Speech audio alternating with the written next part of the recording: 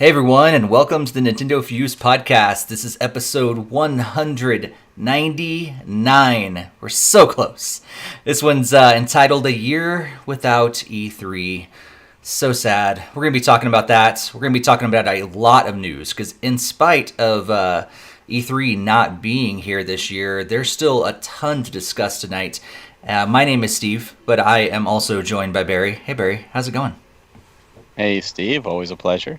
And unfortunately, Greg can't be with us tonight. Some storms has taken out his power. So, unfortunately, one of those things we need to actually have a podcast is power. So, yeah. He'll try to join later on if he gets his power back. It's true. So, if you know an electrician in the Chicago area, send him Greg's way so that he can get his power back and be on with our podcast. So thank you guys so much for tuning in live. We love seeing you guys every other week, and we love talking to you guys in the Discord channel or server between the episodes and everything. So if you haven't done so yet, please join that. The link is in our description down below or in the show notes for the podcast. And share this with other people, subscribe, hit the bell, do all that stuff, just so that you know every time we go live, every time we post a new video, every time we post a new podcast. That'd be awesome. So big stuff with E3 not being here this year. We're going to get into that in just a little bit and all the news, because there's a ton of it tonight. We're going to be talking about Nintendo and several other people's responses to all the recent stuff and the racism stuff in our country.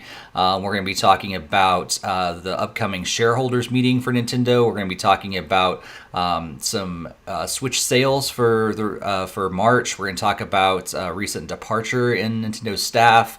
We're going to be talking about the account breach. We've got some updates on that. We're going to be talking about an eShop summer sale, new Super Mario or Super new Nintendo World photos that have surfaced, and the ambassador program. If you've been following anybody on YouTube recently, you probably heard about some news around the ambassador program. So we're going to chat about that tonight, and also some rumors about Switch Online. We've got a ton to talk about, but before all that, Barry, what you been playing lately?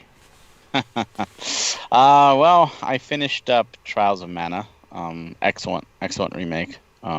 Definitely worth your time. And then, of course, I jumped into Xenoblade Chronicles Remastered. And I was just going to do Future Connected, but I said, you know what? It's been 8 years since I played it, back in 2012 when it came out in the Wii.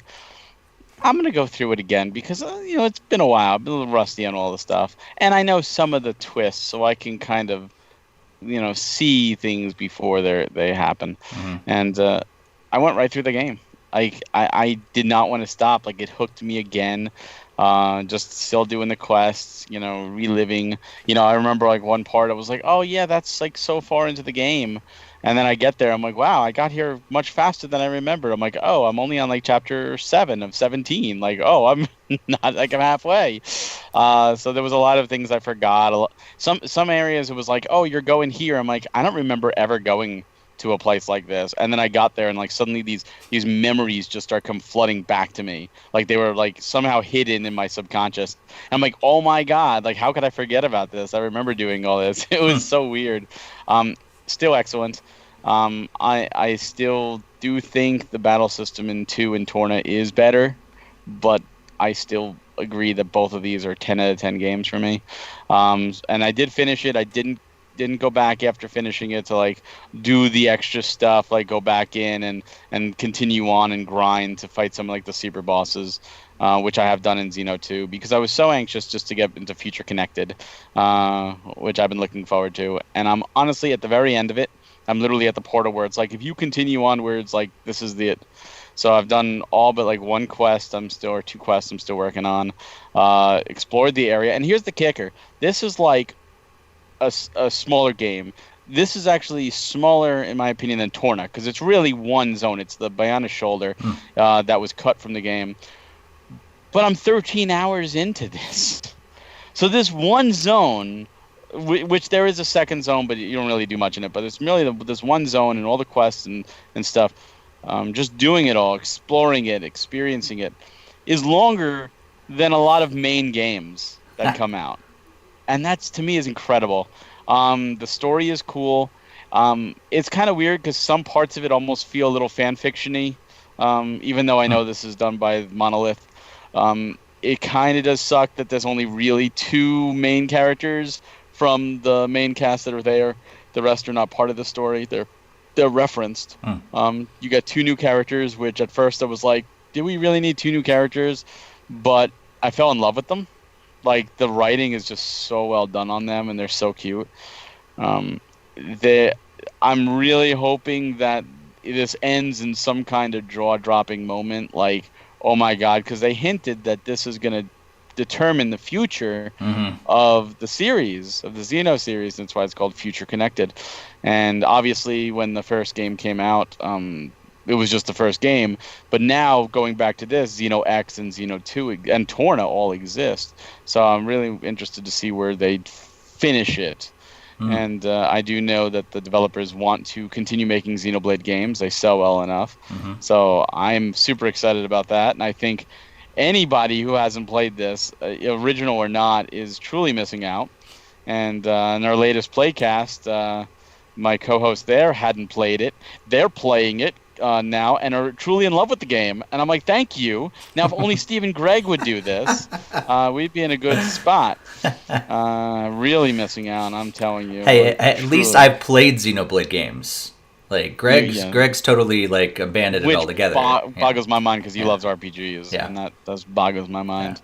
And it loves Nintendo, too. And this is a Nintendo published... He really needs to play 2 or Torna for that, because I think it's the battle system that turned him off the most.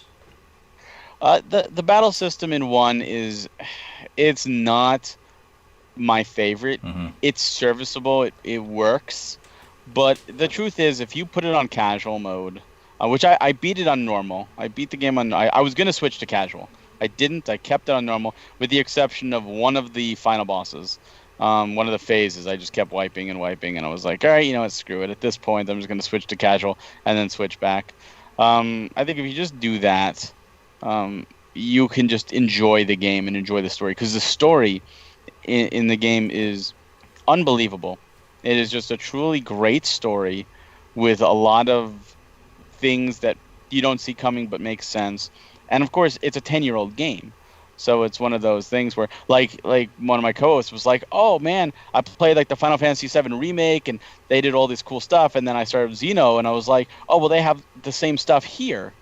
And like, oh, I guess Nintendo copied them. And then like, wait a second, this is a 10-year-old game. Yeah. Hold on, Square copied Nintendo in this. And it's like, yeah, you know, like, it's like, wait, you can change the time? Anyway, I'm like, yeah, it's like a 10-year-old game lets you change time. Like, it was that free farming. I'm like, yeah, it does. It's great.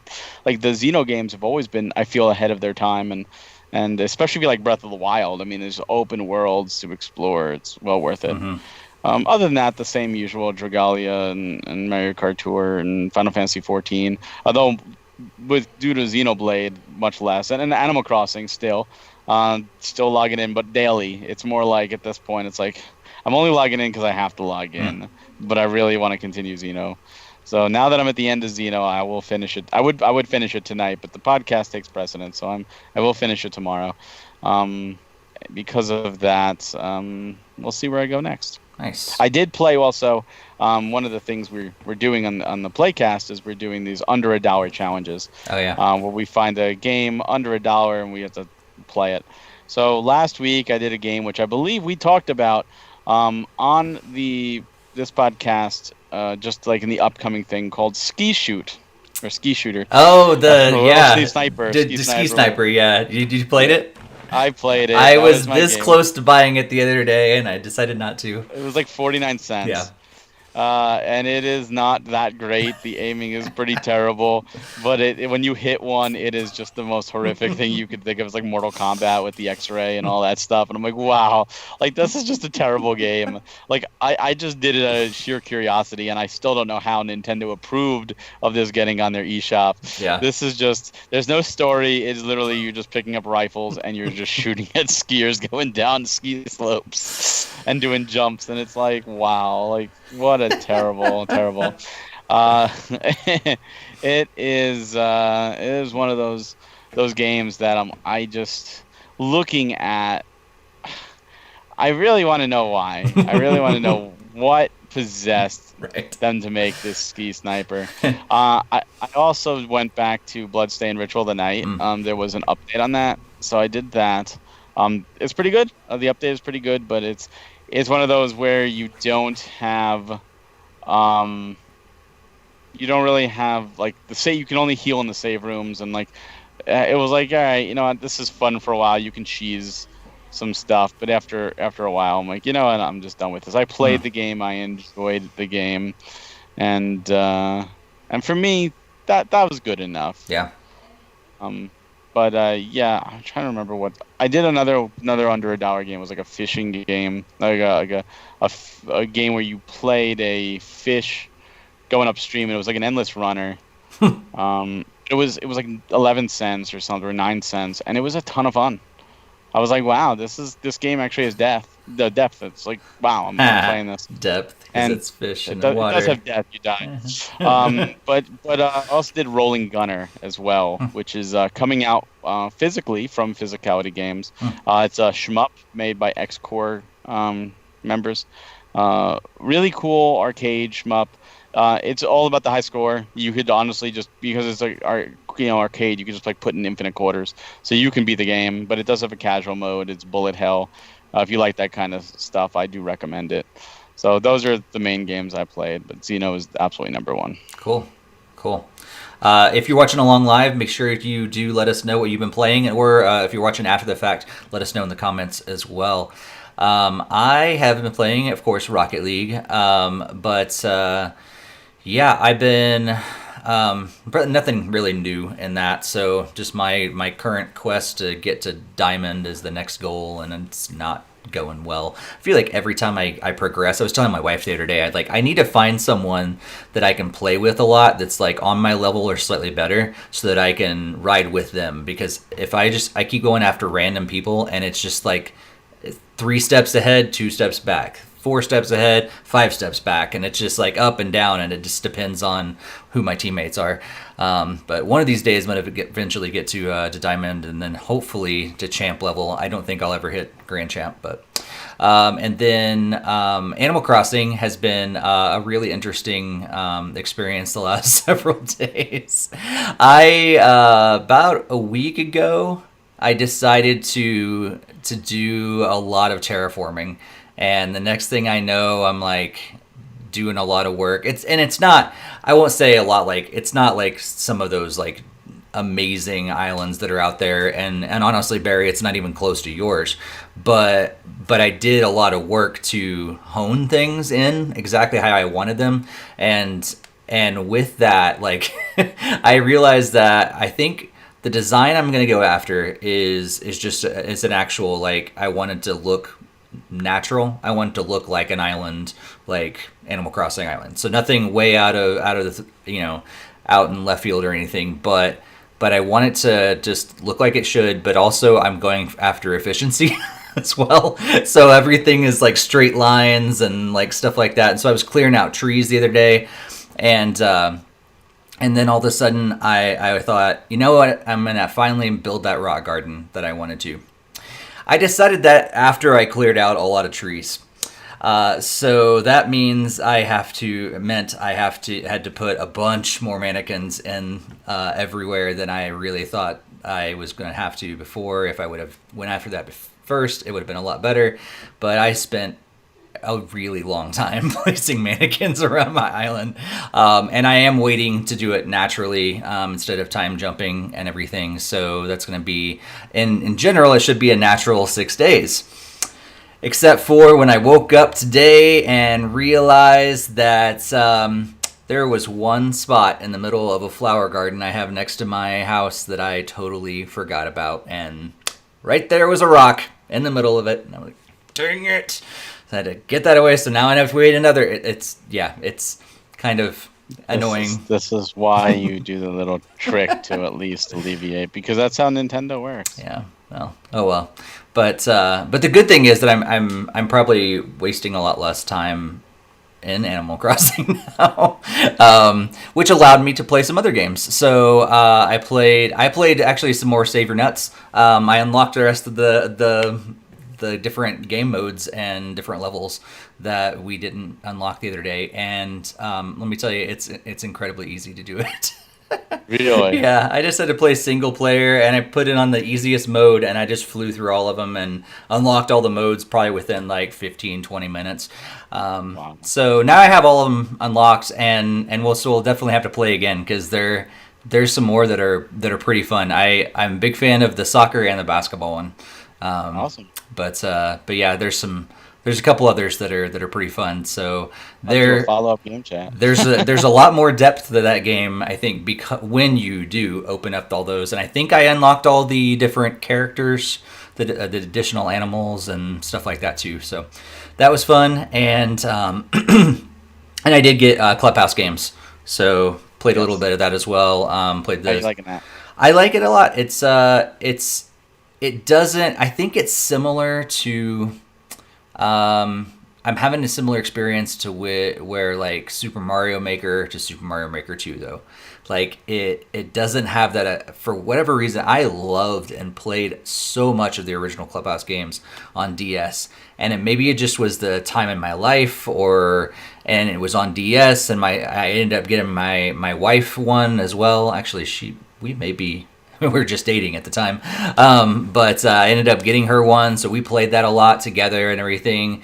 And I do have my Switch Lite, so we may end up playing together. But right now, like playing single player, I'm just not playing it as much as I did the original one. But I did play online, and it was really smooth.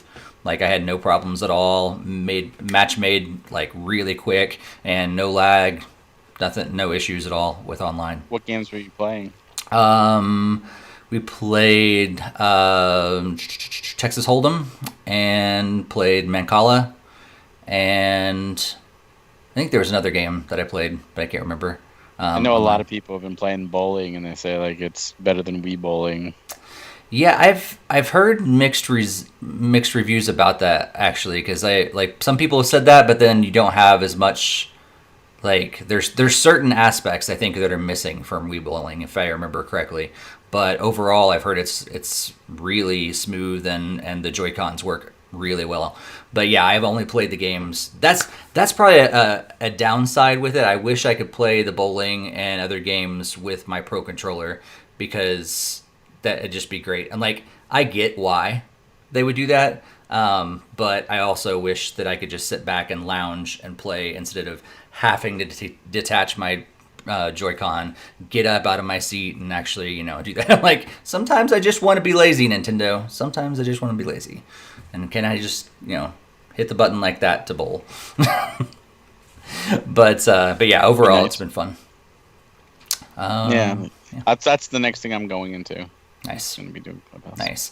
I think that's where that game will shine is multiplayer.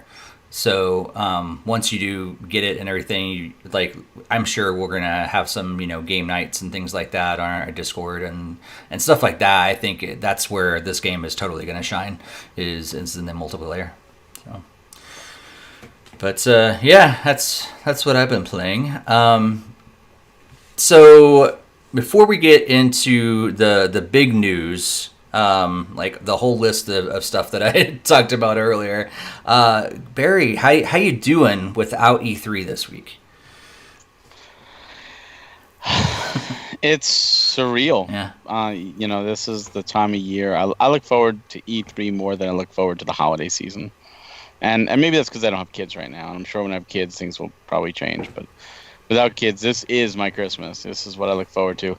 It's hard for me to sleep the weekend before, and Monday it's all exciting with the press conferences, and then Monday night is like torture because I know Tuesday morning I'm gonna get Nintendo's big showcase, and what are we gonna see? And here it is Tuesday, and it just feels like another Tuesday, and it's sad because there's nothing going on. There's no big announcements. There's no big excitement things. The only thing that I saw today, which actually was a depressing thing, was the Indivisible Kickstarter's physical editions were sent out. I got mine. Like, yeah, good thing. Turns out, in order to get them to everybody on time, they sent us the North American case, but the European game inside, using the excuse it's region free. That's fine, but no, that's not the game that's supposed to be in there. And collectors like myself are furious about this now. Like, Yeah. this is not right. We would have rather waited to be proper. This is not the right edition. This does not match. And yeah, that was my news today. I'm like, oh great, what a this is not my E3. Right. Where's my E3? You know. Yeah, it is weird. It's like, because I normally even take off work and I set aside, a few days this week to, be all in with Nintendo stuff, and just like, normally we're chatting like even more than usual throughout the week, and we're like, oh, did you see this? Did you see that? What about it? What do you think about this? And even a couple of years ago, we started doing the the daily discussions and everything, and so there's so much usually to talk about this week, and we still got quite a bit, but it's not the kind of stuff that I want to talk about this week, honestly. Like, it's not the, oh my gosh, did you see that next Zelda game? What'd you think about it? Did you see the, like, can you believe they actually revealed Metroid blah blah blah? Or like, yeah, that's the kind of stuff that I want to hear about, and it's crazy that we're not getting it this week. One other thing that makes it even worse is, normally on a normal year, E3 is usually the third Nintendo Direct of the year. There's usually one in like January, and then one in like April, and then June. And this year, we had an indie thing earlier on in the year, like an indie world, and then we had that mini Direct, and that was it. So that's all we've had in 6 months from Nintendo. And even that mini Direct, it was September before or anything before that. So it was a big long stint of silence to that, and then we're like, well, at least we have E3, we have E3, Right. And everyone's looking towards June, and now June is nothing. And when that Paper Mario dropped, and I said this makes it look even worse, like they're really not going to have anything for June. Why would you drop that? It's true. We should have had a Direct this morning, or at least even if it was postponed, at least an announcement, but nothing. Nintendo was silent, and it just shows like I really don't know what the future of this year holds for Nintendo. Right. I mean, we know Paper Mario. And now that Clubhouse and Xeno are out, we have the Pokemon expansion, some Smash DLC possibly, if that doesn't get more delayed, and Paper Mario. Wow, what a great second half! And Nintendo's known for having a strong second half. Right. So yay. Right. I guess that's one way of improving your first half, is just kill the second half. Yeah. Your first half normally looks pretty bleak, right? Right. And the first half, let's be honest, is honestly more remakes than anything else. Mm-hmm. I mean, Tokyo Mirage Sessions is a remake, and Pokemon Mystery Dungeon is a remake, and Xenoblade is a remake, although Future Connected is new, so it does have that little bit. You got Trials of Mana, which wasn't Nintendo, but that's another remake. Mm-hmm. Animal Crossing, which was new, and Paper Mario, which is new, Xenoblade Future Connected, and Clubhouse Games, which is new, but it's also like a spiritual successor to Wii Sports and the Clubhouse on DS. Yeah, it's a sequel, So, but it's not brand new.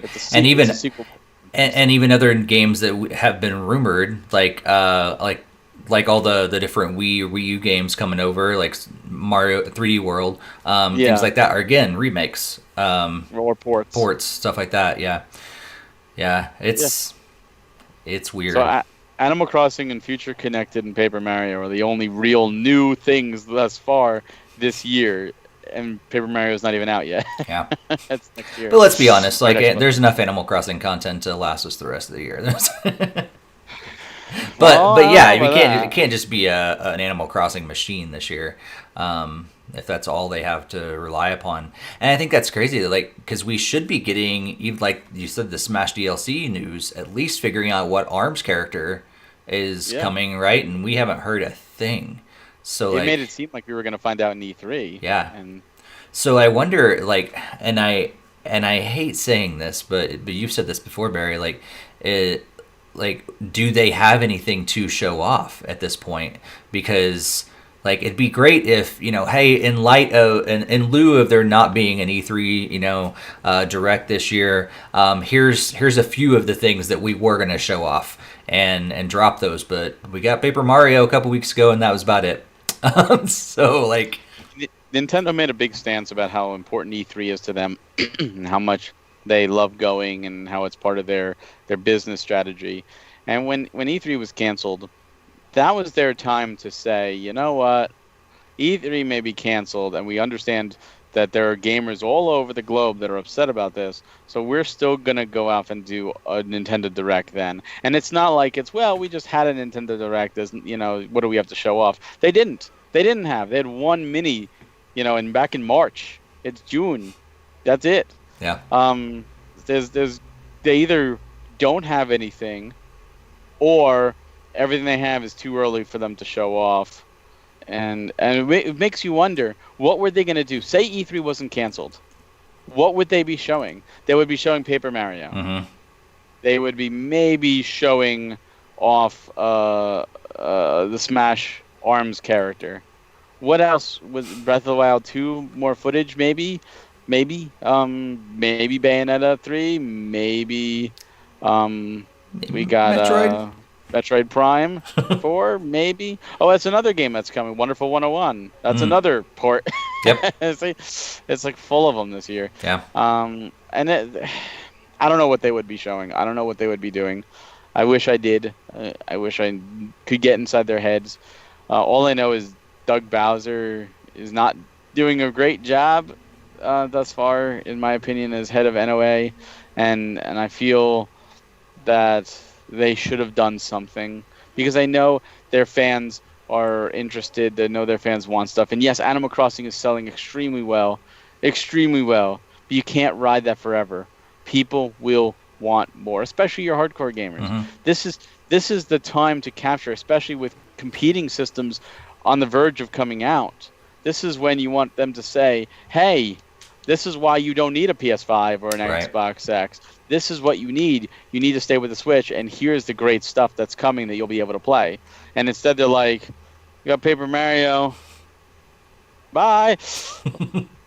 Yeah. That's it. That's in July. I could play and beat Paper Mario before the other systems come out. Mm-hmm. Why should I stay with the Switch? Right. And at this point, too, we don't really have they haven't given us, they haven't given the hardcore Paper Mario and Mario RPG fans a reason to be really, really excited about this game either. It wasn't like, hey, this is a callback to, the original that you love, things like that. Get excited. It's more like, here's the new game, here's some new gimmicks. There you go. So it'd be great to, do they believe in this or not? Because right now we've gotten a trailer, and that was about all they said to us so far. So, well, I don't mind as much because it comes out in July. Sure. So it's quick. It's a quick turnaround. But if that's all they've got, it'd be nice to push it a little bit more, like to give us something. That's just it. That's all they have. At least that's all they appear to have. Mm-hmm. I mean, if you look at the from the last investor meeting, you looked at that infographic. I mean, the majority of the stuff that they showed off is already out now at this point. Yeah. What are they going to start doing? Guess what? Our big E3 announcement is a new Animal Crossing event, because that's all we can push out. It's true. Yep. And the ARMS character. Basement Dweller maybe said in the chat that if Nintendo does anything this month, I think it'd be mid-June or later with a bigger segment on Paper Mario, like we were talking about. Mike is great. He says in 20 years we'll all be like, when I was a kid. I'm going to say this like I'm old, because I feel like I'm going to talk that in 20 years. I probably am not. But when I was a kid, I had an event where you went to in person and you had to sit in a line behind smelly people. All you kids are spoiled with your virtual reality conventions. But that does bring up what I would love to, like, what is this? Is this going to impact this? Because we speculated about this before, near the beginning of all this COVID stuff. But, like, do we think this is going to have a larger impact on events like E3, Gamescom, PAX, all these different events that have typically brought in a bunch of people specifically. I guess more I'm thinking, because I think the conventions and stuff will still happen because people still want to get together in person and they want to be there with their fellow gamer friends and connect that way. But these press events and things like that, do you think this is a change in how those are done? I mean, I definitely see conventions still happening. If anything, this COVID has taught us, or at least taught me, is that people don't want to stay cooped up.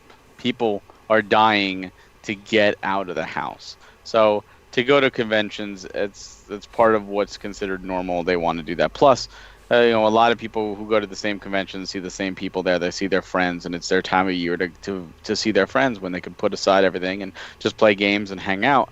And that's one of the main draws for me for going to conventions too, is to see some of the people who I only get to talk to online and get to just hang out with them in person. So I'm sorely missing that this year.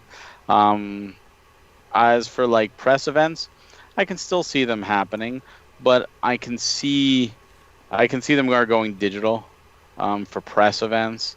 For case in point, Sony's doing the PS5 reveal, in a couple days, and they're doing that digitally, and they would have been doing that digitally regardless. They did their first PS5 Snorefest reveal digitally as well, and they did it with the PS4 Pro when that was coming out. They did that digitally as well. In fact, I think it was the PS5, the first reveal had like this fake audience in it, and it was like really terrible. Yeah. It was like, oh my god, like come on, like it's so bad, just terrible, so bad. But I could also see them coming around again, like doing like the behind closed doors, and because if they do anything online, like if they have a special reveal, let's say brand new Mario game, they just want select press to be ready and see. If they do any type of streaming or video, it's on the internet. And once it's on the internet, it will be leaked and out there so quickly. But if they do it in some place they can control, like Codename Steam, when that was revealed at E3, that was revealed in a closed, private little area. Sure. And there they can control it. Only the people can come in. Only what we want to be put out can be put out. They control the narrative, and Nintendo very much likes to control the narrative, especially when they're being secretive. So I can see certain events like that happening. Certain like they did remember when the Switch was coming out, they did an event in Nintendo New York where they had people come up, and it was a special thing where they were showcasing the launch games, and they controlled the narrative. They had everything, and I can see them continuing to do that. Yeah. As for other companies, I mean, Microsoft has the Microsoft Theater. I can see them using that. Microsoft does other events anyways for PC stuff, so I could see Microsoft still doing press events. And Sony's starting to march to the beat of their own drum now, so who knows? Yeah. I actually remember I was in the room when they announced the SteamWorld, but not SteamWorld. What's the game you just mentioned? Not SteamWorld.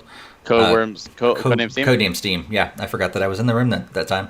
But yeah, I think, and that's what I'm wondering is, and I think especially with all of the issues around, especially around ESA last year, like leaking all that stuff and do we need E3 anymore?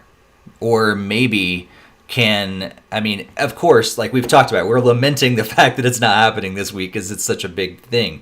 But do companies, especially the big ones, I think the like small companies do benefit from stuff like that, like indie companies and things. But I don't know if like Sony's already pulled out. Does Nintendo really benefit from being connected to E3?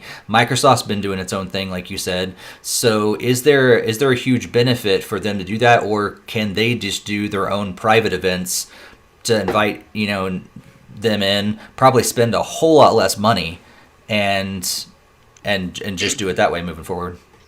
I mean, I can't say yay or nay on this, and because Nintendo's so unpredictable.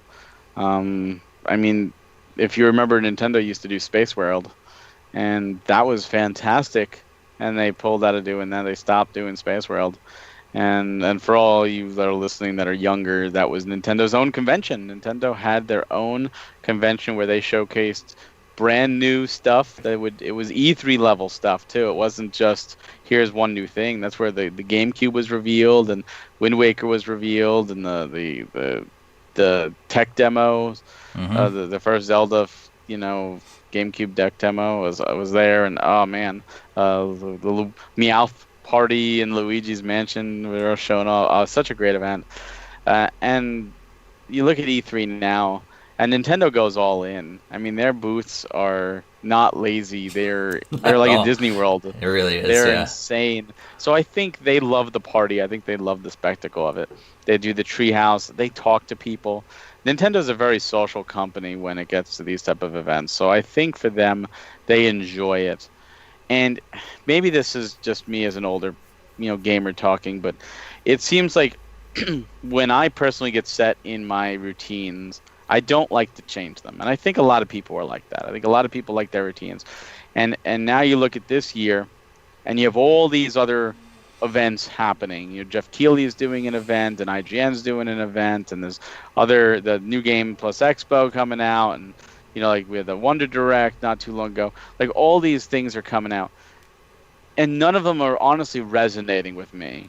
They're like, oh, you know what? If I see, oh, so and so was revealed like in Facebook, and go what? And I click the trailer, I'm almost fine with that at this point. But E3 was something special. It was, I will sit and watch through that Call of Duty trailer just to see what's coming next. You're going to talk FIFA or Madden, I don't care. I'll give you your 5-10 minutes because I want to see what the next world premiere is going to be. And that's really like it's a spectacle in itself. It is more than just the games announced. It is like a party. It is like a cultural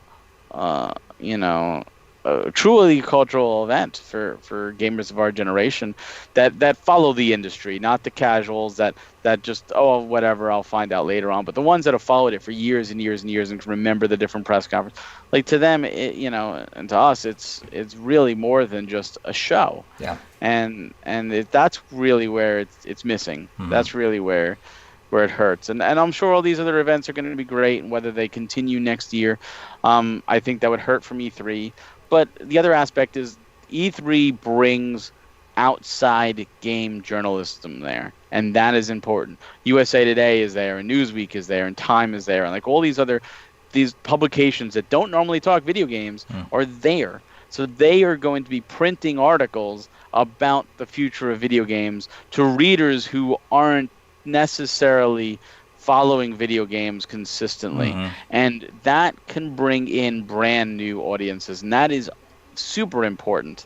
And you won't have that at IGN presents whatever they're doing. The gamers, the hardcore gamers, are going to be there watching, or they're at least going to be reading the headlines and the highlights. But USA Today isn't going to give anything. They're not going to care. They're going to be focusing on something else. It's not the cultural event it was. And that's what is missing. And of course, indies strive on E3 because they're getting their game seen by millions of people. Right. Yeah. And I totally agree with you. And I wonder, will they just bounce back, or will this actually make them rethink, or will it, maybe more of the big companies are going to just shift away, but then it will still be a thing for the indies. Maybe it just shifts focus. I don't know. It's going to be interesting for sure once we hear news for 2021. Well, 2021 is the big question mark. I mean, the second half of this year is still a big question mark. But as for E3, I mean, E3 did say there's a date. There is a date for E3 2021. Yeah. They have come out and stated that it will happen. Now, they're stating it will happen now, but they also stated E3 2020 would happen in 2019, so we saw how well that happened. But at least they're planning for it. Yeah. And that, to me, gives hope. Yep. I'm hoping that a year from now, that all this is put behind us, and I know I don't know how it is in your areas, like in our area, actually our governor is actually lifting the stay-at-home order tomorrow. Tomorrow, people are able to just go and do. I don't advise it. I think you should still be a little smart about it, but it's one of those things where will we still be in a similar scenario next year where, hey, guess what? You could go to conventions, but you could there's a good chance you're going to catch COVID there. Right. Is it worth it? Oh, well, is COVID now going to be just part of our daily lives? We don't know. Right. And a lot can happen in a year. Yeah. A lot can happen in a day. Right. Yeah, for us, it's like restaurants have been open, I think, for the last week or so. They're like limited capacity and things like that. But we've still not gone into a restaurant. Like I went to drive-throughs and did takeout and things, but I've still not gone into a restaurant. I think I'm not necessarily scared, but at the same time, I'm like, is that a wise decision? And I think people are probably going to apply the same thing to big events like that. Like I know even big amusement parks are thinking about reopening, and I think some of them have, and I'm like, that's cool, but is that a smart decision to go to those things or not? Like, it's so hard to know, and people thinking it's going to spike up again, and even with all the stuff that's been going on in the news and everything, that might cause more spikes, and yeah, it's so hard to know. That's the thing. Like, my wife and I are like, let's wait 2 weeks or so, see how things are going, because we only get one life. And is it worth going out to eat and risking it? Right. And that's really the sad thing. And of course, places are being clean and sanitary and following guidelines, and that's great and all. But still having to go out with the masks and just like just yesterday, I was talking with our neighbors, and we didn't have masks, but we were just we assume each other is healthy. We were 6 feet apart. But then when leaving, my neighbor just reached out and was just like, nice talking with you. Thanks for everything. And reached out his hand. And instinctively, I just reached out my hand and we shook. And then like immediately after, I was like, was that the smartest idea? So I purposely didn't touch anything with that hand. Yeah. And I went upstairs once I came in, right to the bathroom, and I washed my hands. I'm like, I feel so dirty for just shaking my neighbor's hand, like in a polite gesture that our whole lives we're conditioned to do that as, hey, this is what you're supposed to be doing when you want to be friendly. Right. And how long before that goes away? And for some people, it's probably gone, but hey, do you want to go to a game convention? You get to play the latest games. You're going to have to wait behind people in line. You might be less than 6 feet apart. Then when you get to the controller, you're going to be playing with a controller that other people have played, because even if they wipe it down in between, it's not going to be wiped down very cleanly and quickly. It's going to be very quick, and you're going to be so close to the person telling you how to play the game, and you're going to really be able to enjoy it. Yep. And it's like, oh wow, is it really worth playing the game a little early? I don't know. Well, and conventions and events like that are already known for having their own viruses that go around anyway. So yeah. That's just it. The con crud plus Corona. It'll be the CCC. Right. Let's go to the chat. Basement Dweller says he's never been to any conventions, but let alone E3, but it sounds a lot better and memorable of an experience than just watching the presentations at home. As someone that's been to E3 and just watched it at home, I agree. Like, being there is an experience that is worth having, but I don't know if it's for everyone. Like it's a lot, and you're working at it's sometimes it's hard to have fun at some of those events. I think if you just go as a spectator, as a gamer, to something like PAX, you're gonna have a blast. It's gonna be amazing. But from someone that's like working the conventions and working the events and stuff, it's a lot of sweaty people, it's a lot of smelly people, and it's a lot of work, and you're on your feet a lot, and you get to play games, but it's like 5 minutes here and there, and it's a spectacle. It's a cool experience, but at the same time, it's not for everybody. Let's see. Dave says that he remembers someone saying that Game Cloud streaming claim that's. Screaming would be an entirely different thing. Game Cloud streaming would be perfect for at-home E3 demos. The demos would not be able to be data mined if they're streaming, which could be true as well. I know that's something that people could be worried about, but that could be interesting. Nintendo's going to need to come out with their own cloud service before that actually works on their servers, but that's an entirely different thing. I wouldn't want to trust that. Basement Dweller also says that indies being a part of E3 is really important. E3 brings the entire gaming industry together for one event. The big three and more. It's the perfect get together for all gaming. Like you said, like it's that big holiday season, if you will, for gamers. And yeah, I think it's sad that it's not happening this year. But yeah, who knows? Maybe it's just that one time event that, just one year we had to do it because of sickness. Just like the one year that we didn't have the Olympics. Oh wait, that's also this year. But but it was postponed because of war. Okay, that's an important thing to reason to postpone the Olympics. But it came back. And we just move on, and so maybe E3 and things like that will just be like that. It just be that blip that we get to look back and go, remember 2020? That was quite the year. I don't think anyone wants to remember 2020, and it's only half over. That's true.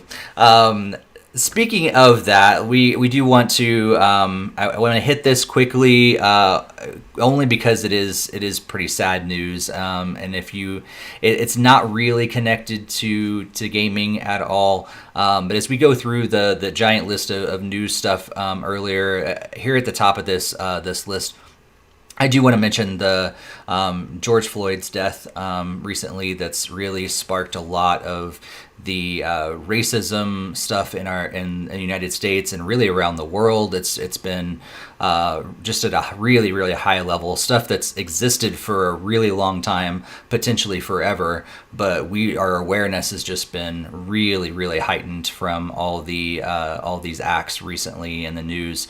And from that, a lot of companies have made statements, and Nintendo was one of those companies that made a statement, and they made it on their Twitter, so Nintendo of America said that Nintendo shares the pain felt in the United States after the tragic death of George Floyd, and we stand together with the Black community and all those who recognize our shared humanity and fundamental belief in equity and justice. Is that supposed to say equity, or should it say equality? Equality. I think it's supposed to say equality, yeah. We reject bias, exclusion, oppression, and the violence that leads to these completely unnecessary deaths. We are committed to fostering, I guess maybe it is equity? I don't know. Inclusion and diversity in all aspects of our business and the work that we do. And I know a lot of other gaming companies have made statements as well. You even see Xbox responded just with hearts and their response to Nintendo of America. I know Square, I think, has made statements. There are a lot of different companies that have made statements like this. So, I mean, there's really not a whole lot to discuss. I think we at NintendoFuse we try to stray away from political discussions and things like that, but I think we can say that we also disagree with all the stuff that's been going on around racism. Like, it shouldn't be happening. People are equal and they should be treated equal. And I'd just say, I think that if you are looking for a place to not be judged by the color of your skin or anything else, check out the NintendoFuse Discord. We have a great community. Barry and I'll speak for Greg as well. We love our community, and I think that's one of the cool things about our community is that we don't judge anybody based on anything. You may disagree with Barry's love of Xenoblade, but he may have a fun discussion with you and everything, but it doesn't mean he thinks of you less. And I think that's the same thing would go for a lot deeper stuff as well. So, Barry, you got anything to add to that before we move on? I mean, I echo exactly everything you said. It's one of those things where a lot of companies have really stepped up. Niantic has posted, Square has posted, Sony's posted, Nintendo, so a limited run. So many have come out and did donations and all that stuff, and it's great to see. It's we are one race of humans, and we really need to work together. We need to stick together. We all bleed the same. We are all sharing this giant blue ball of water that's floating through space. We just need to be friendly with one another, be peaceful with one another. That doesn't mean you're always going to get along with people. You know, we're gonna have disagreements all the time, like Greg and Steve, who refuse to play Xenoblade because they suck. You know, so that things like that are gonna happen. You're gonna find ignorant people like them in your journeys, and what you could do is just acknowledge that they're missing out, and go ahead and move on, and yeah, just be nice to one another. And you know what, this is an important fact. Listen. So many people are not doing that. They have their opinion. They're set in their ways. They feel they're right, and the truth is, listen to each other. Yeah. Because sometimes you can learn something. Yeah. And like Steve could learn that Xenoblade is the most amazing series that Nintendo has outside of Zelda, and he's totally missing out. And maybe one day he'll hear me, and he'll actually do something about it. But yeah, just listen to one another. Be mindful of one another. Be respectful of one another, and it's okay to disagree on things. It's okay to see things differently. Just be respectful and don't hate. Yeah. Yeah. I think one of the big things that I'm continuing to learn more and more and more is perspective is amazing. I like the more we can listen to different people with different perspectives. It just broadens our horizons, and it's really great. And I mean, in terms of gaming, like I've found out about so many games that I would have never considered before, just because I listened to someone else who loves it. And that can be clearly that's a not as important thing. Like we all agree, like we've been talking about the last several episodes, like there are more important things that are going on in our world than video games right now. However, I think we can apply that to a bigger thing as well, and would say, when we listen to each other, we can gain perspective on the world, and it only makes us better. Unfortunately, on top of the COVID stuff, now all these other things that are happening in the news and everything are only adding to some other things being postponed or canceled and all that stuff too. So it's having an effect on the gaming industry as well.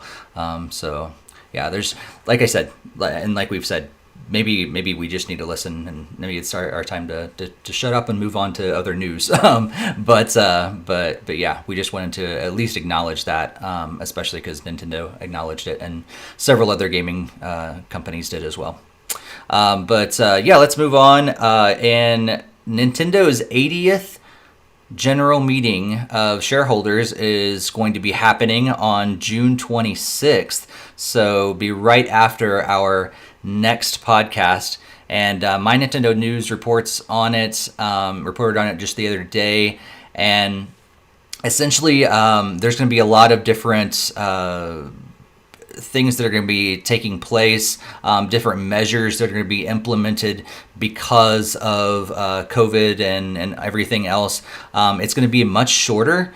And it seems like when I was looking over the agenda and stuff like that, I don't know if we're actually going to get any sort of news on new games or consoles or different things like that sometimes do pop up from events like this. It seems like their agenda is to discuss the business report, the financial statements, all those sort of things, and then to go over financial statements of the last year, and then they're going to discuss some different proposals around distribution of surplus and their finances, elect 5 new directors, and election of 4 directors who are audit and supervisory committee members.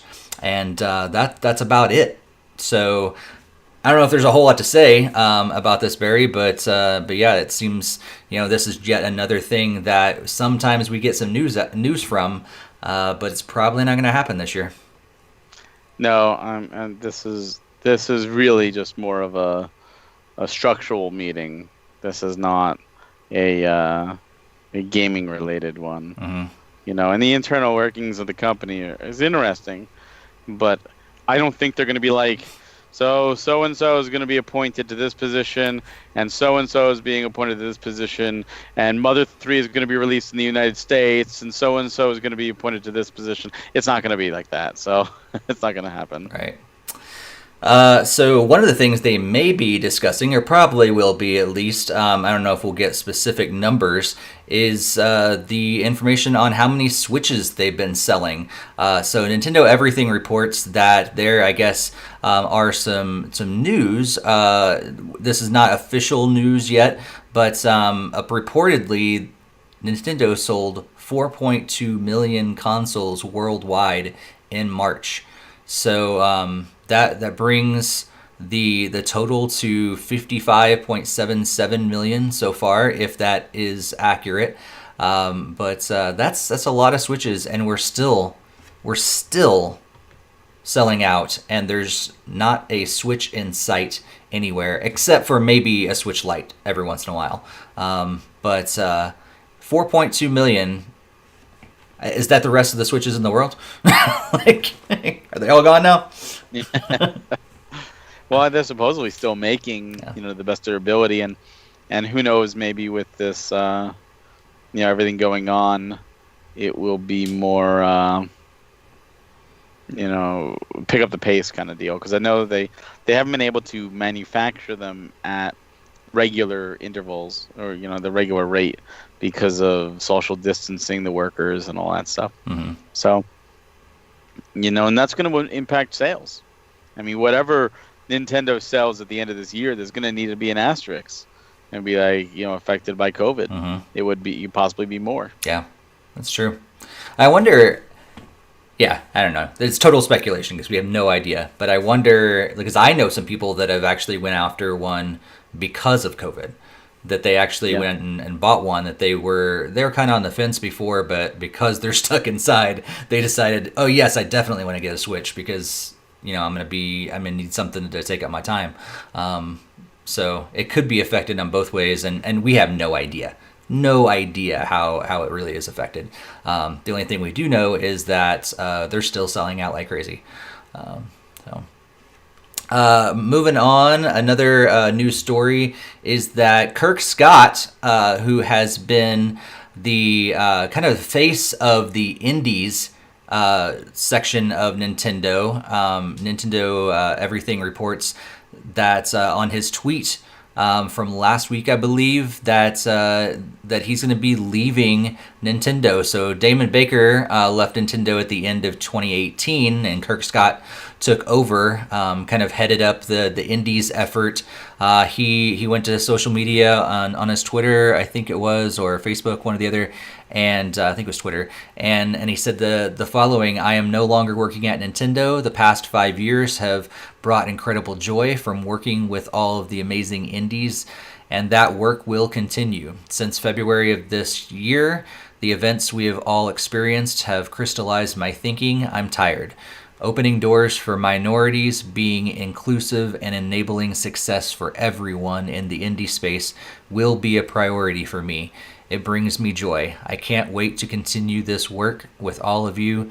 We all have an opportunity to make things better for others and educate while making great games. Stay tuned."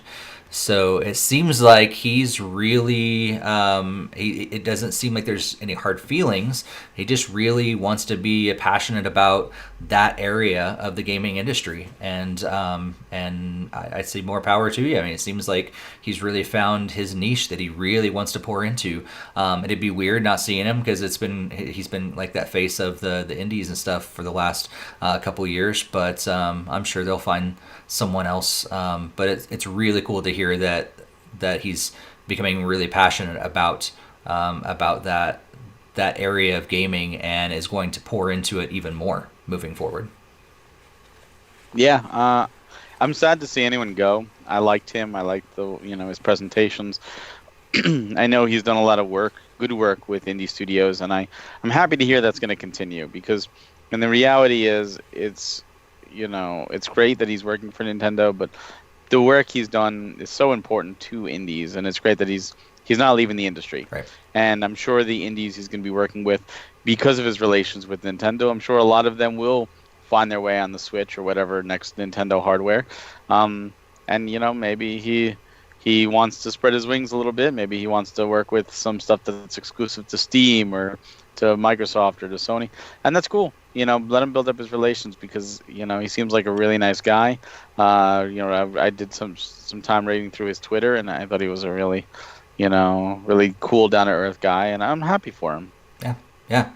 As Dave says, that both now Kirk Scott and Katie Casper, they did the Nindy directs and all of the Nindy videos and stuff, and so both of them being gone, it kind of be weird. But we'll see new faces, and I think one of the cool things is that and you said this earlier about E3 is that Nintendo really loves being personable and making that connection.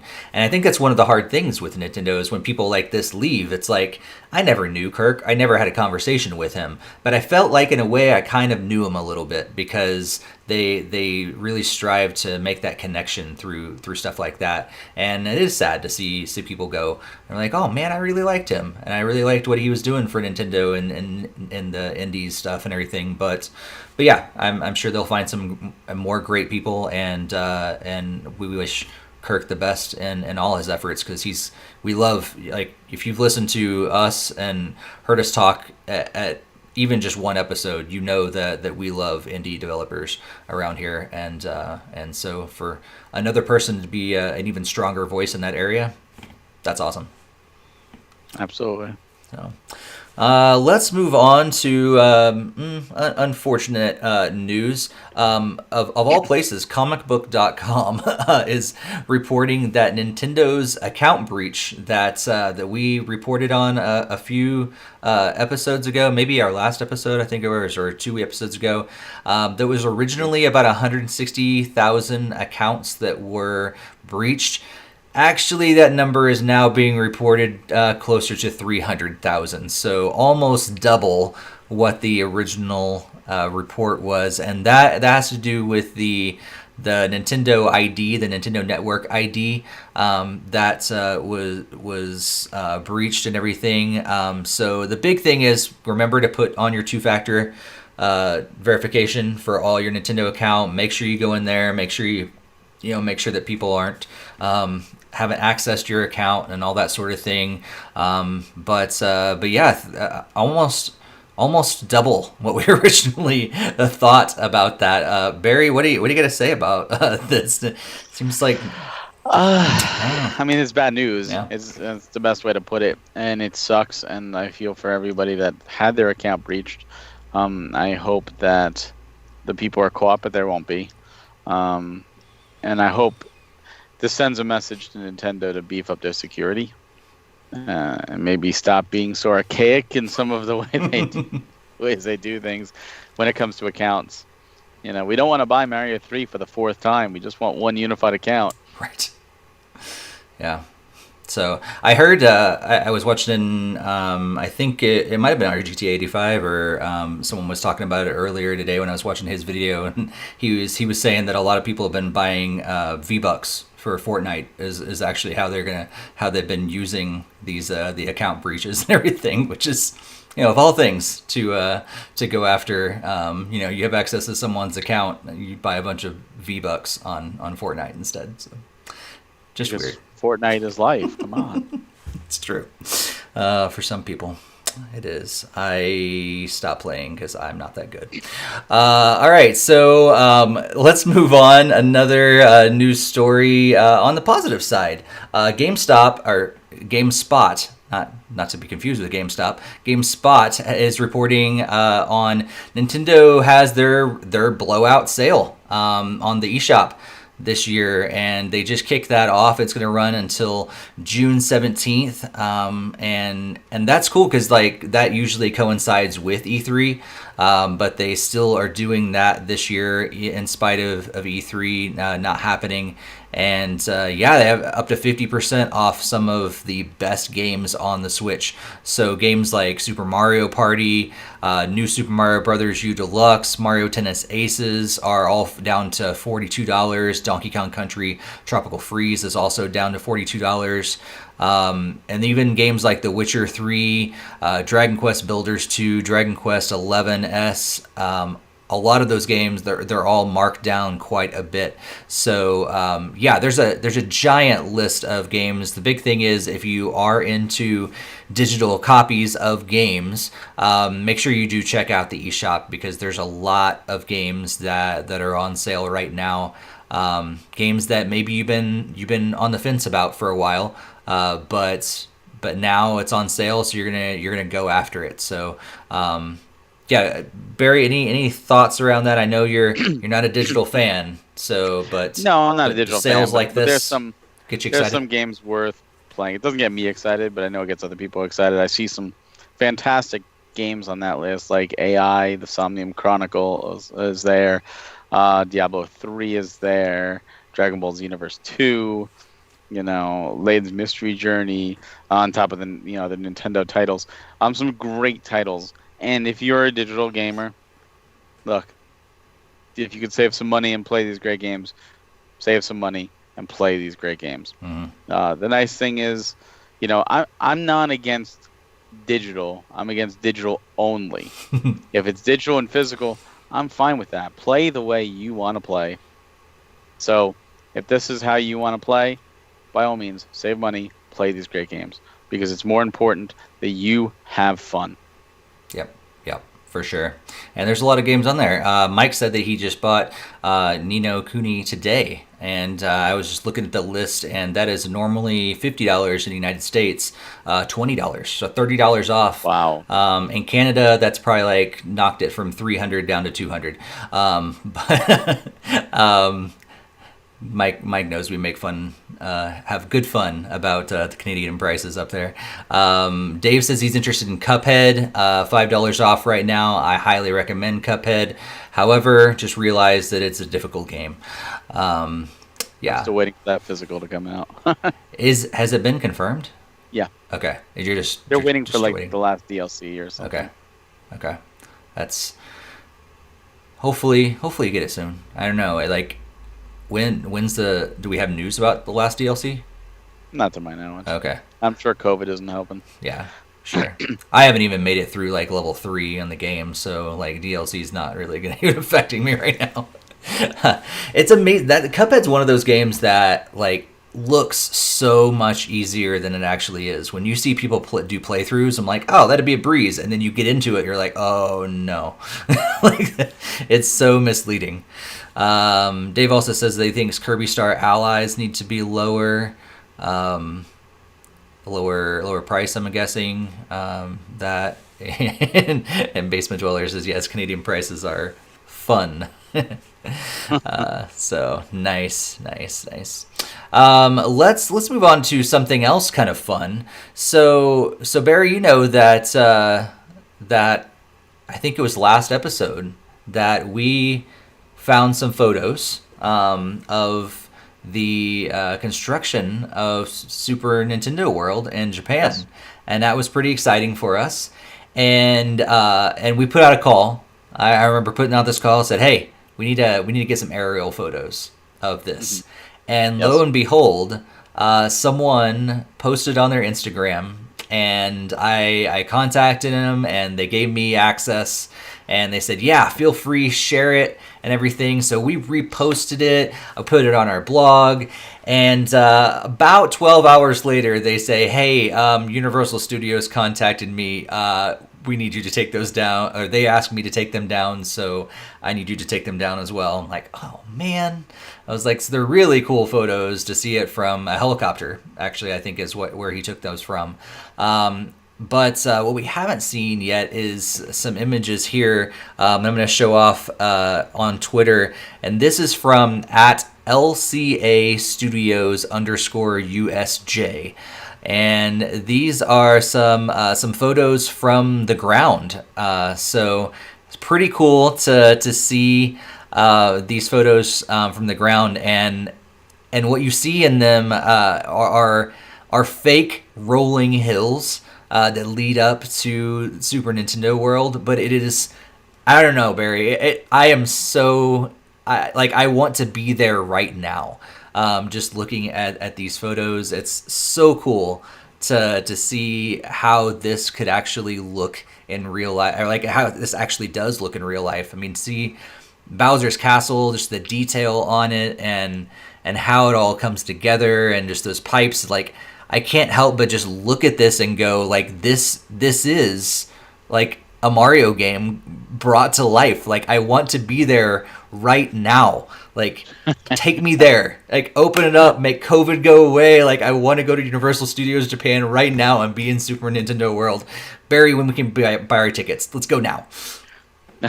It looks amazing. Just like, even though it's just a facade kind of deal, it's part of that atmosphere, and it's really cool. And I absolutely want to experience it. So it makes me more antsy for what they do in Florida. I can't wait to see that, because that's honestly probably the one I'll be going to. Yeah, for sure. It's the Florida one. Yeah, definitely. Oh man. Lastly, I want to hit news. It's rumors, but every time Nintendo decides to re-up some patents and trademarks and things like that, the internet goes crazy. And so I guess one of the recent ones they re-upped was the GBA trademark and patent or whatever, and so people are thinking, is this must be that Game Boy Advance games are coming to Switch Online, of course. So we have no idea. That's a rumor. That's about all we know right now. It's only rooted in the news of them re-upping their trademark and things. But Barry, do you think this has any validity? Would you like to see it happen? What do you think about this? I mean, would I like to see it happen? Sure. Do I think it's going to happen? Nintendo is known for pulling things out of left field and surprising us. It's certainly possible. I mean, I remember when the ambassadors came out, we're like, oh, look, here's some GBA games. They'll be available later on. And they're like, oh, yeah, we can't put GBA games in the 3DS. And it's like, hello? Yeah. You just did it with the ambassadors. So it'd be nice to revisit. There's some great GBA games that have never got brought over. And some that, only went to like the Wii U eShop, which, let's be frank, not a lot of people played. Right. If GBA games go, one of the ones I would really like to see is Mario 3. Because they did bring it to the Wii U, but they also brought all the e-reader card levels, and a lot of them didn't get released in the United States. So that was the first time to play those levels. I did not get it on the Wii U. And I would love to go through and play those levels. And if it's part of Nintendo Switch Online, then it's free. Then I'm like, all right, or included, I might as well give it a shot. But yeah, it'd be nice to give some of those games some love. There's some classic, great GBA games. The Golden Sun series of Fire Emblem games, Spirit, Minish Cap, just some fantastic Metroid Fusion and Metroid Zero Mission. Bring those over. I think a lot of people will enjoy them. Yeah, I think so for sure. And it'd be cool. I mean, it's it's kind of a handheld game, but it'd be cool to play those on your TV as well. But yeah, there's a great library there, and Game Boy Advance was loved by so many people. So it'd be cool. But who knows? They'll probably get like 5 games in 2020 and maybe 3 in 2021. So I don't know if we did even get much of the library out there anyhow. Dave says in the chat that they renew the trademark for F-Zero and Eternal Darkness like every year, mostly because of the references and spirits in Smash Brothers Ultimate. So yeah, like just to reiterate, we have no idea. It's probably not going to lead to anything, but I just thought it'd be interesting to like, hey, what if the Game Boy Advance were to come? Is that the next logical one to pull in to Nintendo Switch Online? I thought maybe the Game Boy would, but there's always the rumors of a Game Boy Classic, which actually kind of reminds me, just throwing a little extra tangent. Did you see Sega's big announcement with their Game Gear Micro? I mean, in all seriousness, yes, that thing looks amazing. I mean, all 6 of them look amazing. No, 4. Is it 4? Oh, I thought there were 6. It's 4. It's for $50 with 4 games in each of them. Yeah, and they're like little. Isn't it like an inch screen? Yeah, it's inch and a half or something like that. Like, I don't even, like, yeah. I think that's probably the only way they could get a Game Gear to not blow through batteries. maybe. Maybe. But But yeah, they honestly like Nintendo could do that with Game Boy Advance. Just As for hopefully the make it bigger trademark, than an inch screen. yes. As for the trademark thing, I think it's more than that. I mean, F-Zero's and Turtle, they're their IP, and they want to protect their IP, Sure. and they obviously want to keep control of that, because if they let the F-Zero key, IP lap, someone's going to take that name. Now they can't take like Captain Falcon and all the characters from that, Bloodhawk and so what they would do is they would still use that name, and Nintendo doesn't want that. Right. So they're going to continuously hold on to any IP they own, naturally. For sure. Dave mentions, and I totally forgot about that. There's one of the Game Gears that's very RPG heavy, and they put that on there, like all that text, like the little itty bitty text, and then aren't they having like a a magnifying glass attachment for it? Like, but only if you like pre-order all 4 of them or something like that. It's ridiculous. So hopefully, if Nintendo does a Game Boy Classic, they'll do it better than that, and I have confidence that they will. But that's quite something. And then they also are debuting something with arcades and be able to do it at home. It's like a cloud-based system that they're calling something like, what are they calling it? Like Smog, or I don't know. I don't remember. It's basically a cloud-based thing that you can play arcade games at home. Which I think will only be kind of cool. It'd be different if you had an actual arcade system at home. That'd be nice. Yeah. But yeah. But you know why the Game Gear Micro is like this, and if Nintendo does a Game Boy Micro, or they did a Game Boy Micro, but they do like a Game Boy Classic. Why it's gonna be much bigger? Because Sega does what Nintendo don't, and Nintendo not go down that road. There you go. You spoke of the ambassador program for the 3DS, and I forgot, this is in our notes. I want to at least acknowledge the fact, if you have if you've been on YouTube at all the last several days, you've seen this because Beat 'em Ups has been on the trending page. I think he was up to number 3, 4, something like that. I don't know. In the middle of this, so Wood from the Beat 'em Ups channel on YouTube, great guy, does great Nintendo focused videos and has for a while. Got an email about being dropped from the Nintendo Ambassador Program, and they didn't really give him a reason why. He made a couple videos about it, and since then other people have chimed in as well and had some stuff to say about it. RGT85 said some stuff, some people from Spawnwave and different people like that have kind of now chimed in and everything, and I just wanted to kind of just make a very quick statement. There's not a whole lot to say from our point of view, but just say that we've never been a part of that Nintendo Ambassador Program. But we will say that, like, it is sometimes, like, I get what they're saying when they say working with Nintendo and specifically Golan, working with their PR company has been interesting over the years, and we've experienced, not being a part of the ambassador program, but being on the press side of things, experienced some things that they have too. So sometimes it's a revolving door of people there, and we have different contacts and stuff. So more than anything else, it's we want to just acknowledge it, I guess. There's not a whole lot to say, like I said, about it, but just that, we kind of get a little bit of what they're talking about from our experience from the press side of things. Barry, anything to say about that? I can't read Nintendo anymore. Yeah. I don't know why you would take anybody who puts out consistent content, good content, enjoyable content that is promoting you and isn't asking for a dime for you, and say no, goodbye. Yeah. Why? What?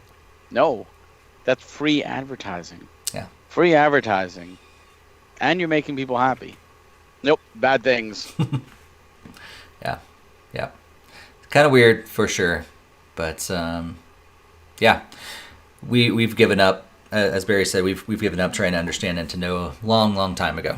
So but it makes for some good discussion. So that's what we do here. We don't try to understand them. We just talk about it and maybe make some sense out of everything.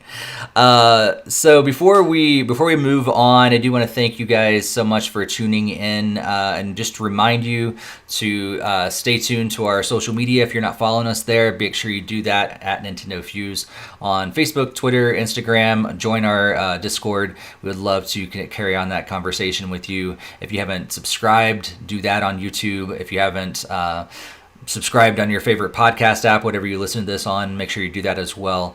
But let's talk about over the next few weeks, and let's talk about our gaming first, because there's some other events going on. Kind of get into our next podcast episode and things like that. But before we get into that, let's talk about the games that are coming out over the next couple weeks that we're excited about. And very honestly, there's not a whole lot on that list that I was looking at. Normally, I think we have all this big news from E3, but we don't really have a whole lot coming out over the next couple weeks. The big one that stood out to me was Burnout Paradise, which is another remake. Add that to the list. It's coming out on June 19th. I don't know. Anything really that you know about that you're excited about over the next couple weeks? Honestly, not really, and that's sad, because this is the time of year. Like, yeah, the first half of the year is usually a slower time for Nintendo. Okay, I get that, but we're now on the second half of the year. This is where things are supposed to start brewing up. And I know, we usually expect like one big game a month. We're not getting that. We're gonna this month, Clubhouse Games is our one game, and it's out already. I don't know if that counts as a big game. And then next month we have Paper Mario, but that's all we know. And everything, I'm looking at as you're scrolling through. I'm looking, and it's just, the Burnout Paradise is there, and the Railway Empire. I think the developer SpongeBob SquarePants Battle for Bikini Bottom Rehydrated. Oh, another remake. That one I know a lot of people are excited for. I never played the original. I'm not a SpongeBob fan. I didn't grow up with SpongeBob, so for me it doesn't do anything. But I know a lot of people who are very excited about that game. So for them, that's great. But again, it's another remake. That's this whole year is just remakes. Can you tell me, do you know anything about Ninjala and why I feel like they've had like 3 or 4 releases over the last several weeks? Like what? I don't know. Is this the final release, or like what is going on with that game? Because I feel like, I don't know. I want to tell you. I want to be able to answer that question, but I don't know. I know they did their little closed betas and little open betas and stuff. I didn't participate in any of them, so I don't know. Anything else that you are excited about playing? What are you going to be doing over the next couple weeks if it's not Burnout Paradise? My plan is I have to, after I finish Xenoblade, I'm going to be playing a game called Earthworms, which is my next under $1 challenge game. And after that, Clubhouse Games. And from there, I don't know. It's a blank slate, so I might give Persona 5 Royal a shot. I might start the Yakuza series. I've heard good things there. I might just go through the Switch wall and be like, let's find something I haven't touched. Or the PS4 wall. Either one, and just be like, let's try one of these series. I might, go back to a DS game or a 3DS game, or who knows, pick up the Vita. With Nintendo, if there's nothing really new coming out that's big, it's time to go into the backlog. There was a game that came out on the PS4 and the Xbox One. It was last week, called Maneater, where you play as a shark. So I got that. That sounds kind of interesting. So I might give that a shot. Who knows? Nice. Yeah. There's not a whole lot, as well. Barry, you might get some news from me sometime soon because of all this. Like, oh my gosh, Steve's actually going to finish Torna. Who knows? You need to. Oh my God, you need to play them. They're so good. Like I said, I don't care. Like, if you want to play it on casual mode and just go through, you don't have to do all the side quests. You could just enjoy the story, but you need to experience it. You really do. Like, if you love good stories and you love Nintendo stuff, Yeah. You're doing yourself a disservice, especially now. They made things so easy. There's a GPS in Xenoblade 1 that literally tells you here's where to go, and it shows you the fastest route there. Nice. Yeah. I think that did they. I think they had that in X as well. Speaking of which, I've said before I have and have played X before. I'm far from completing it, but having X and having Torna, like, do you recommend Xenoblade 1 or 2 over X, or should Yes. I just go back and finish X instead? No. X is about the exploration, and it's fantastic for that. Its story is its weakest element. Hmm. Xeno 1 and Xeno 2, the story is the strongest element. And especially, like, when you finish Torna, you will want to go to 2. Like, Torna leaves off in a way that you're just like, that can't be the end of the story. Because Torna's end doesn't actually end where Xeno starts, or Xeno 2 starts. There is a time period in between the two, and you see what happens in that time period by flashbacks in 2. Okay. So it's interesting. You play through Torna, you know that story, you know Jin's story, and you know Adam's story, and you're like, okay, this is cool, but what the hell? Where is this going from here? Because it ends in a certain way that makes you want to see what happens. And if you've already played Xeno 2, you know where it goes. But if you haven't, that's a great time to pick up Xeno 2. And you don't have to go crazy. You don't need to go get all the blades and do all the gacha systems 100%, get what you get.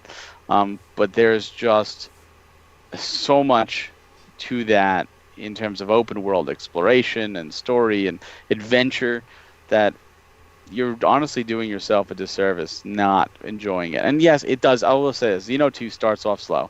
Xeno 1 gets right into the action. Xeno 2 starts off slow. Chapter 1 is slow. Into Chapter 2. Once you find Pyra, because you don't start with Pyra. Once you find Pyra, it picks up, and then it never stops. Okay. If you were to rank them, I'm gonna put you on the spot. All right. What ranking would you give all the Xenoblade games? I have to put 1 and 2 tied for first. That's what I'm looking for. I want to know which one's the better one. And here's the deal: they both have amazing stories. I think 2 has the better battle system. I think 2 has like more in terms of content. I feel because it also has DLC stuff. Xeno 1 has a lot of content still. Like, I put 150 hours or so, 160 hours maybe into Xeno 2. I just beat Xeno 1 in 70 hours. But I also played it originally, and I probably put like 100 hours into it originally. So, give or take. So those 2 are definitely up top. Torna is probably number 2. Then Future Connect underneath that. And only because those are 2 smaller games, but great experience. Like I said, I'm 13 hours into Future Connected. Mm-hmm. That's insane for a small game, but it's a smaller experience. And then Xeno X is the bottom, and that's like Xeno X was my game of the year. So for that to be the bottom says something. You played Xeno X, it's a great game, and that's only the worst because of the story. The story is not as good. If the story was on the same level, and if they somehow can connect them all more, it would be even better. But it's very disconnected from the other 2. Even though Elma does appear in Xeno 2 through the DLC Battle Arena, it's still more disconnected.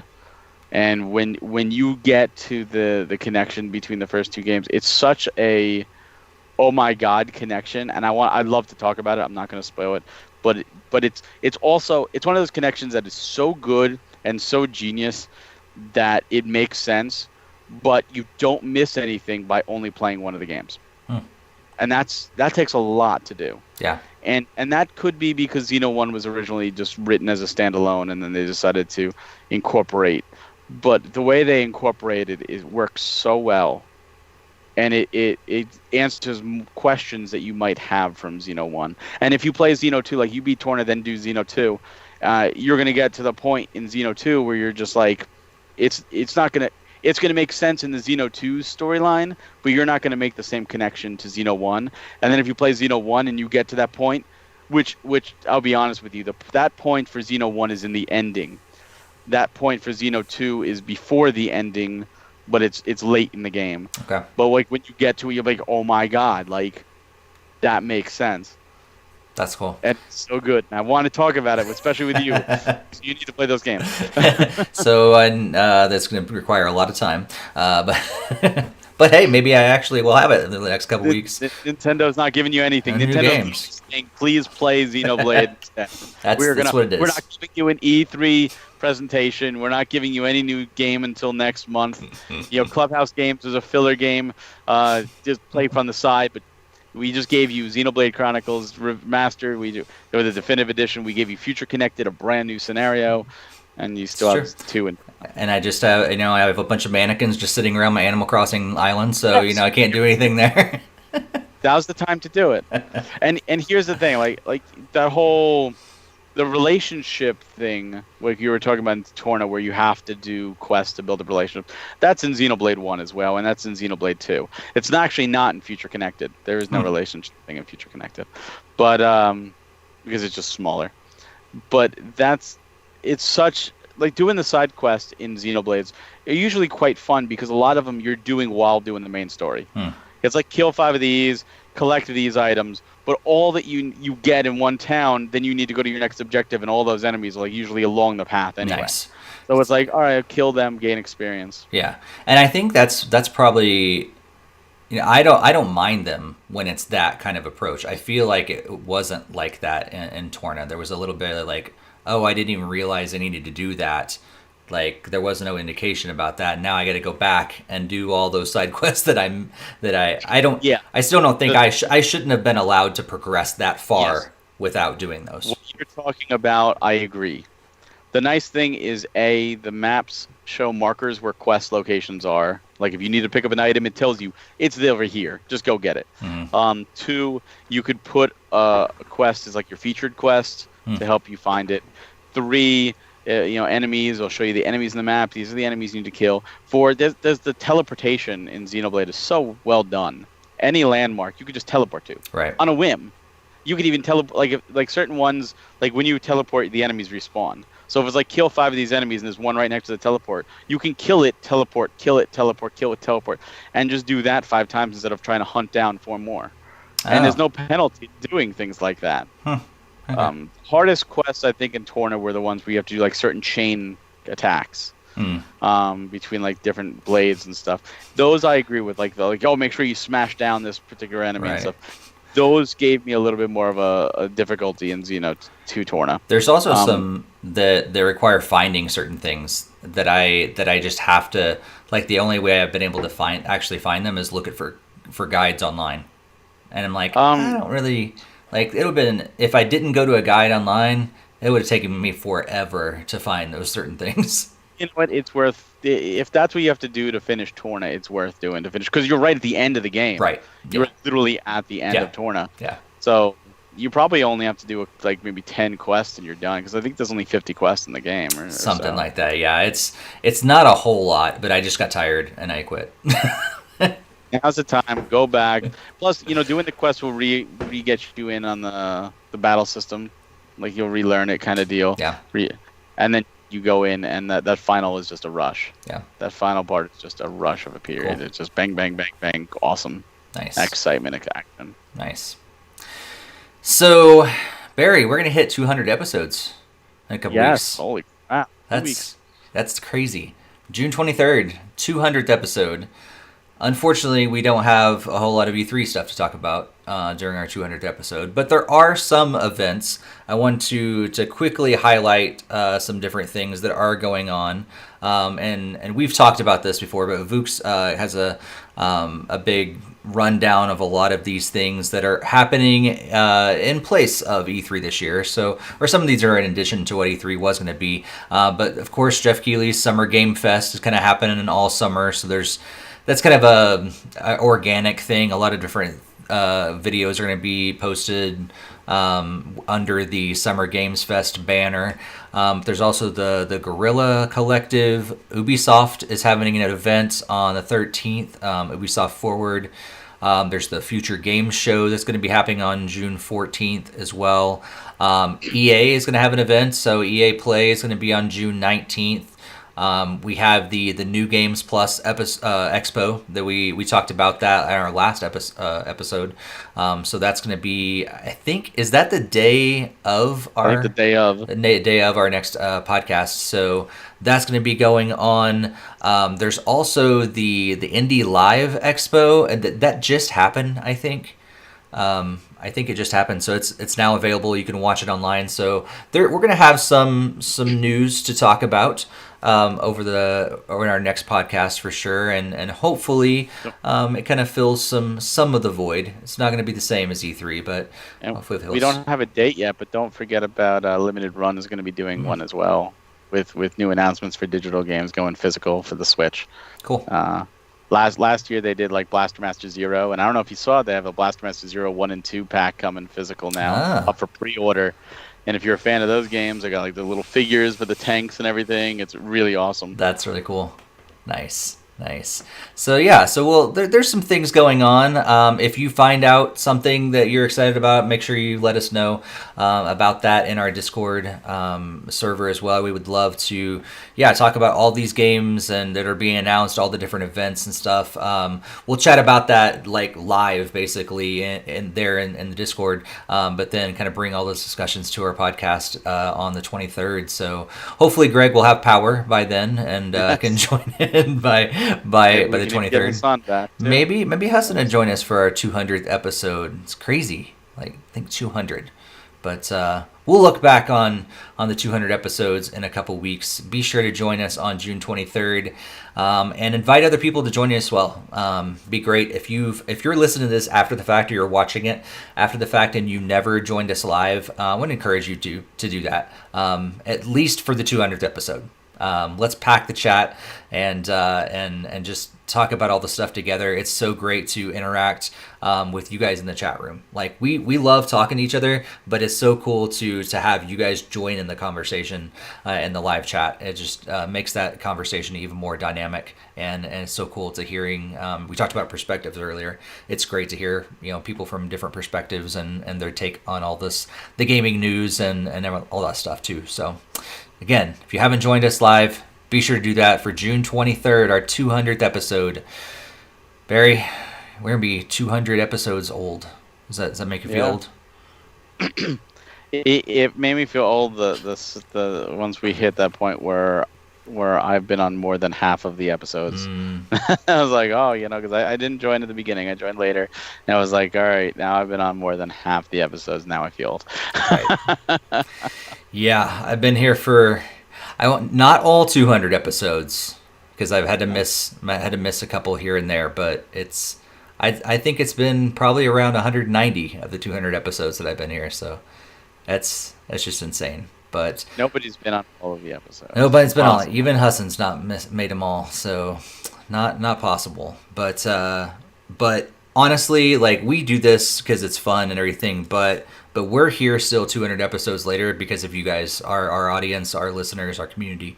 And so thank you guys so much for all this. And again, if you haven't joined us on social media, our Discord, we'd love to keep that community growing. If you know other people that enjoy Nintendo, enjoy video games, be sure to invite them as well. We would love to keep growing this community. I know we're biased, but I think it's one of the best gaming communities out there. And we'd love to have you guys join as well, and have your gaming friends also join. But we'll be back in a couple weeks for episode 200. Barry, it's been great. It's always a pleasure, Steve. Now play some Xenoblade. Happy gaming, everybody. Have a good one.